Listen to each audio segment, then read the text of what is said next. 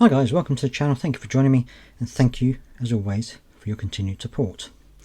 Now, we know that there are, in terms of the Green Paper and the disability cuts, we know there are a lot of Labour MPs who are now becoming more and more upset about it, and there are more and more deciding to vote against it.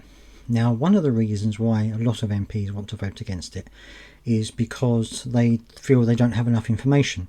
The government haven't released enough information regarding the impact of the cuts, and it's making a lot of the MPs a little bit uneasy.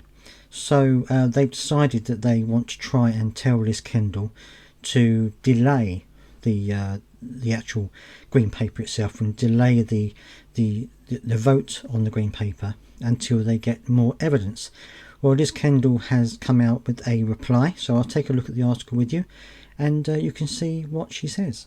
PIP cuts to arrive in 2026 as Liz Kendall rejects a plea for delay.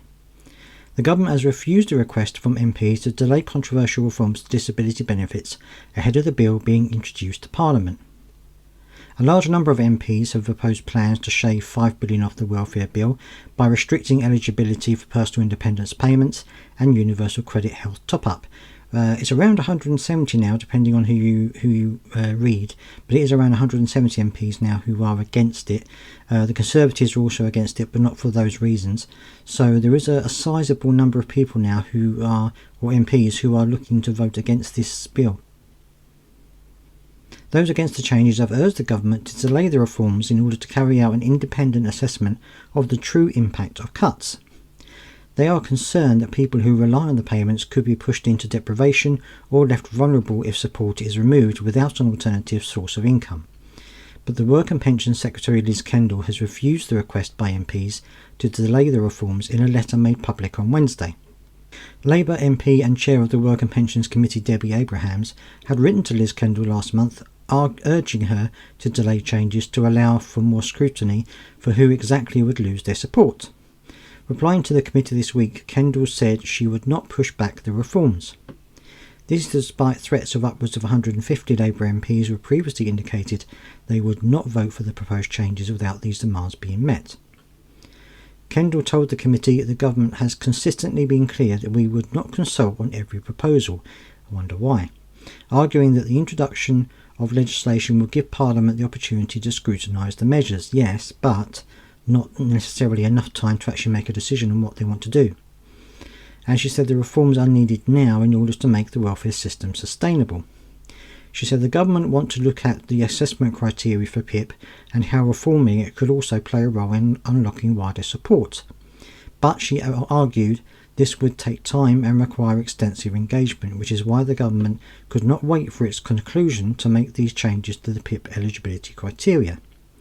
The bill needs to achieve royal assent by November this year in order to be implemented for 26-27, which is when the government has penciled in these welfare savings. Under the changes to PIP, those claiming the daily living support element will need to achieve 4 points in their assessment in order to qualify, meaning only those with more severe conditions will be eligible. Now, the article does go on. As always, I will leave a link to the description in the comments in the description below so that you can read the rest of it, although it just goes into more of what we've already told you before anyway. So it looks like delays that a lot of MPs are asking for is not going to be going ahead. It looks like it's going to be happening as soon as they can. It's interesting. It certainly is interesting, and there's also some interesting news which I'm going to talk about in a video tomorrow. Now, this is in an article on a website called Politico, and it talks about what the government could potentially do to get this bill through Parliament. So I'm going to be talking about that in a video tomorrow, so please do remember to subscribe if you haven't already, so you can be aware and be alerted when that video comes out.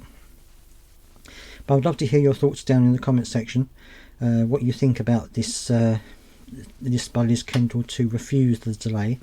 I think she's concerned that if they do delay it, more MPs are going to join the vote no. I think that's probably one of the reasons why they probably want to try and push it through while they think they still have a slight majority. But anyway, let me know down in the comment section what you think. I'd love to hear your thoughts as always, and until next time, I'll see you then.